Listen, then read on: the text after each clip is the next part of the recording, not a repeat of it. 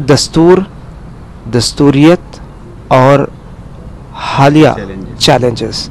तो आइए जानते हैं क्या दस्तूरियत हालिया दिनों में हिंदुस्तान में बाकी है या इसका क्या हाल है।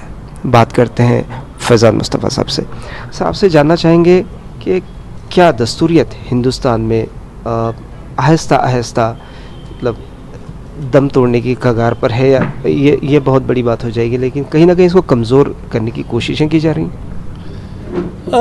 ये तो कहना सही नहीं होगा कि दम तोड़ने के कगार पे है। देखिए, इमरजेंसी के दौरान भी ऐसा लग रहा था कि दस्तूरियत ख़त्म हो रही है, लेकिन उसके बाद इलेक्शंस हुए और इंदिरा गांधी इलेक्शन हार गई। तो मुझे फेथ है कंट्री के कॉन्स्टिट्यूशन पे और यहाँ के अवाम पे। लेकिन न सिर्फ हिंदुस्तान में बल्कि पूरे इस वक्त दुनिया में दस्तूरियत तो एक बहुत आगे के आइडियल है, इवन जमहूरियत को चैलेंज है। और आप ये देखिए कि आजकल जो अभी लेटेस्ट रिसर्चेस हुई हैं वो ये कहती हैं कि पूरी दुनिया में सिर्फ 4.5% लोग वाकई में जेन्युइन डेमोक्रेसी के तहत रह रहे हैं। तो